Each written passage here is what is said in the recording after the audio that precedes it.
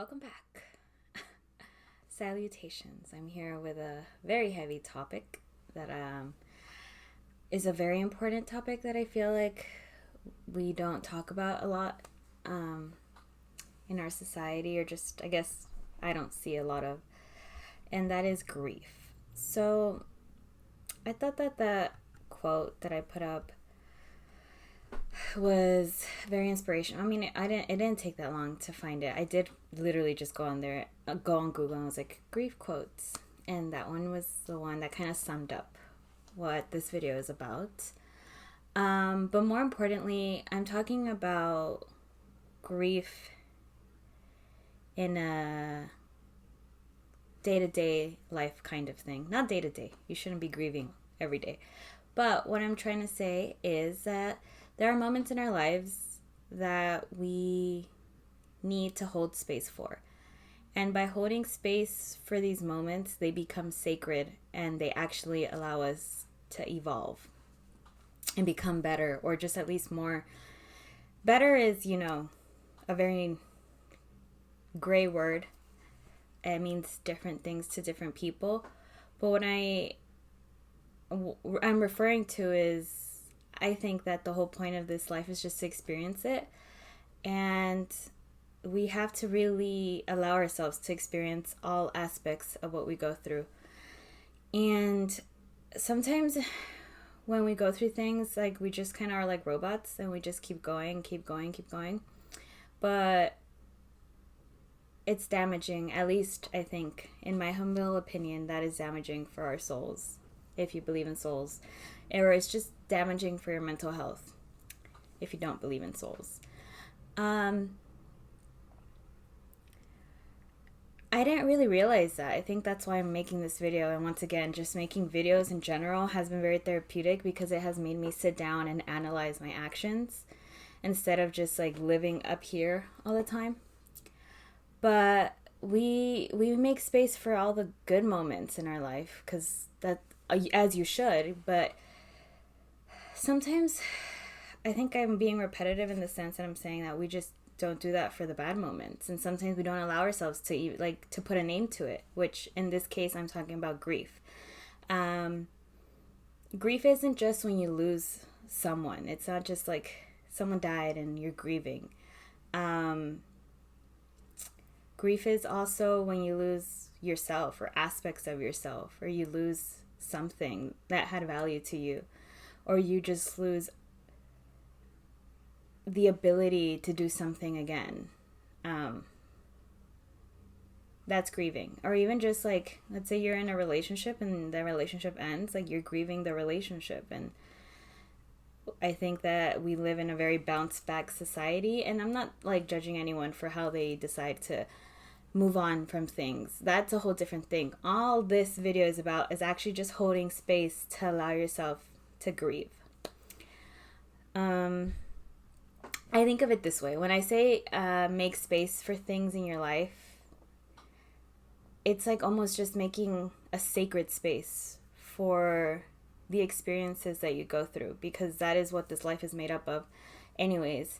So if you honor those experiences, the good and the bad, it's literally like you're upgrading yourself. I think of it as like a phone, like, the iPhone, and there's like these updates all the time. And you have to like make space for it. You have to make time for it. I mean, most of us do it overnight or whatever, but nonetheless, you make time for it. And if you keep ignoring it and you keep not wanting to upgrade, your phone's going to get slower. You're eventually going to have to upgrade. So that's kind of the difference between humans and phones. Well, I mean, there's many differences between humans and phones. But what there isn't is we have free will. So no one's going to force us to upgrade into this next level of consciousness, if you will. You're just kind of going to sit there and you're going to question why your life sucks and why you don't feel good and you're not happy. And the answer is going to be really obvious. It's that you haven't upgraded. You haven't sat with your experience and dealt with it and realize what it meant to you. You just kind of keep rolling with it, and it's making you grieve all the time every day, instead of if you were to just sit down and sit with it and be like, oh wow, this hurts, this sucks, I'm sad. And instead of it developing into like a depression or something major, which some stuff is super major and a depression is inevitable, or a really long grief period is inevitable. But what I'm saying is, like, if you just kind of run with it, you're just not evolving. And, you know, a lot of us choose not to evolve because, as I'm learning, sometimes it is easier to stay broken. Well, that's a lesson I've learned from my life, and me and my husband are kind of going through, like, making these choices of getting better. But that's kind of like all over the place. But I'm going to kind of talk to you about why I'm at this point, why I'm making this video, and why grief right now is something that kind of just hit me in the face recently. So honestly, last week, I want to make videos every week. My goal was 3, and then I was like, maybe just 2, because, you know, I have a lot of things to do. And even just right now, like, creating space for me to make this video is a whole struggle. But last week I didn't upload any videos, and that was because the whole week I was trying to make a video about parenting and just my takes and what I think, or how I parent, and why I do the things that I do, and just a lot of, like, things about parenting, and an opinion piece almost about how we treat children in society. And I just couldn't. Like, I kept thinking I was, like, inadequate for it. Like, I was just like, no, like, I'm not the parent I want to be 100% of the time. And I always have mom guilt. And just, like, I just kept thinking, like, I kept writing down really good stuff and then saying, like, okay, you're kind of being a hypocrite. Nonetheless, there was just, like, a lot, and I just couldn't get that video out. I couldn't get the words out. I couldn't, like, pinpoint what was most important to say. And that was kind of crazy. And then Mother's Day rolls around, and, you know, I'm having a good time, and I get in a really big fight with my mom and my dad, like, at the end of the day of Mother's Day. And it was one of those fights where obviously it was nothing new. It was just like, this time I stood up for myself. I put up these boundaries that I don't think I had put up before. Or at least I wasn't very clear about them before, because I didn't know how to. I didn't express what I needed or what I wanted, or where, like, I just couldn't express where I needed my parents to respect me, I guess. And that day, Sunday, Mother's Day, I was just like, no. I mean, to be honest, I had some liquid courage. So there's that. But I mean, everything happens for a reason. And we just got in this major argument. And as a good little ex-Catholic, I felt really guilty about it afterwards. And the whole week after, I was just kind of like, I don't know. Like, I don't want to make videos. I don't want to do anything. I'm kind of depressed. Like, what is it? What's wrong? Why am I so sad? And a lot of people, or I was just like, okay, well, you got in a fight with your parents. Like, that's pretty major. Like, they live right next door to me. Like, we see each other every day. Like, that's a major thing. So, you know, maybe that's why. And in a lot of senses, like, yeah, that's true. Like, I was upset that I wasn't talking to my parents and, you know, having those issues. But then, even just, like, trying to sit with that, it was like, no, there's something else deeper. There's a reason why you're so upset. And then it just hit me. Not just hit me. I had a conversation with, like, my husband, and I had a conversation with my sister, and they helped me out so much, and just how do I process things, and they helped me understand what I'm feeling. But yeah, after conversations with them, and after just kind of sitting there with my feelings, I realized that what I was feeling above all was grief. That, you know, I'm never going to be the daughter that my parents want me to be. And they're never going to be the parents I need them to be. And I guess that day I realized that there was like a little part of me that just kind of died. Like there was a little girl inside of me who wanted to become a doctor to make her parents happy and make their sacrifice worth it, and all of these things that, you know, children of immigrants deal with. But I also knew that I wasn't her. I'm not going to be that person, and that person wasn't going to make me happy. But there was like my whole childhood, I was willing to compromise my happiness to make others happy.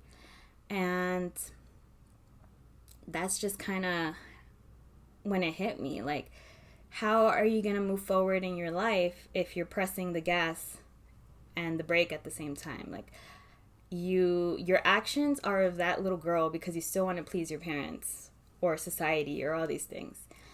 And then your thoughts are of like, why am I so upset? Why am I so depressed? Well, because you're not listening to yourself.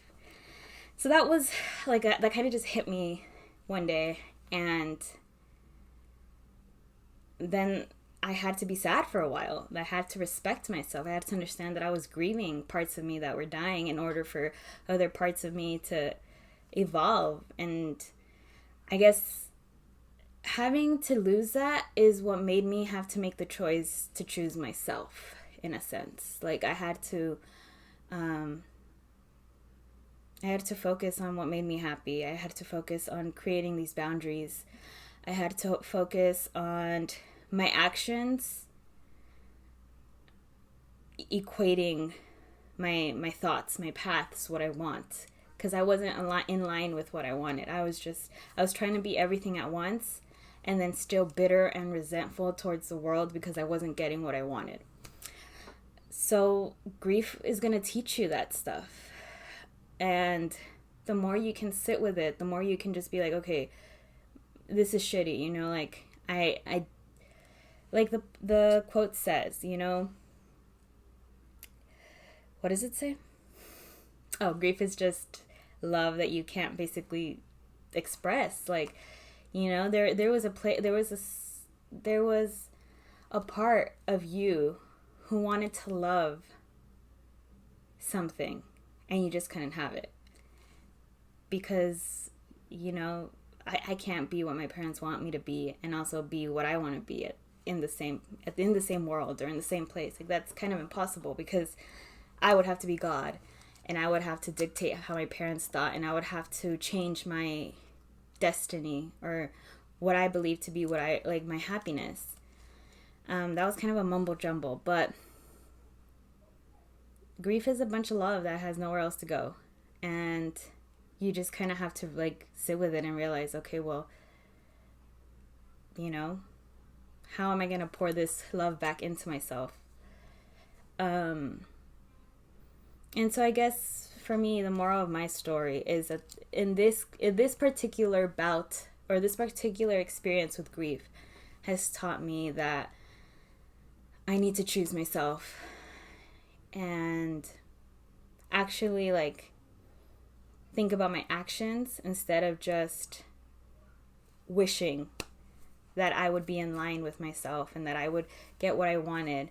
You can't just, you know, obviously it's easy to see people's issues, but then when it's your issues, you don't understand what's going on. And most of the time it's really simple, but we don't want to hear it. What else did I want to say about grief?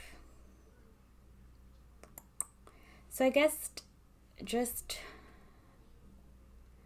try to sit with yourself sometimes. Like when you feel like you're just super overwhelmed, like sit with yourself and be like, why am I so sad? Why am I, or not sad, it might not be sad for you, it might be angry. Why is my life not going the way that I want it to?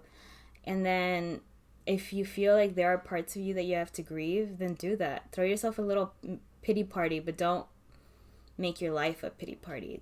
Hold a special place where you just kind of sit there and cry and listen to music that reminds you of what you're losing, just so that you confront it and be like, okay. Well, another example. Earlier this year, I was realizing that I was also grieving the fact that, you know, I became a parent really young and I didn't have my the normal young adult life that people have. And once again, grief isn't like you're not mad at anything, because at the end of the day, those are my choices. I am where I am because this is where I put myself, you know? Not that I'm in a bad place, once again. Like, I'm very happy that I am a mother and things like that. But there is still a little part of me that, you know, is like, well, damn, like, when was it ever about me? Because I'm the eldest of 3. And the minute that I could, I just focused on, like, everyone else but myself. And that wasn't anyone's fault, you know, but... And it wasn't that it makes me a good person or anything. That just makes you, like... It kind of a hypocrite, because you're just worried about everyone else because you don't want to sit with the mirror, you know? So, grief is teaching me to sit with the mirror and focus on me instead of trying to dissect everyone else. And, where was I going? Oh, right. So throw yourself a little pity party. Earlier this year, that was what kind of I went through. And I threw myself a little pity party. I just kind of allowed myself to be sad for a little bit. And then, you know, just, you know, like the steps there is to, like, grief, or, like, what is it? Addiction or something. Like, most of these steps, like, they go hand in hand with almost any experience, negative or dark experience you go through. Like, you know, you go through all these steps where it's like you're angry, and then you acknowledge it, or, like, you know what I'm talking about. You know the steps. Maybe I'll look it up and insert or something. So go through those steps. And sometimes it's something small. Sometimes you're grieving something like you can't eat freaking cheese anymore or something like that. And that you'll get over that grief in, like, a day or two, or depending how much you love cheese. But yeah, there's things that, you know, they do deserve weeks, months, years sometimes of grief. But grief comes and goes, and you're not just gonna wallow in grief. And just, I think that the main thing for anyone to really stop suffering so much in life is understanding that life is made up of ups and downs.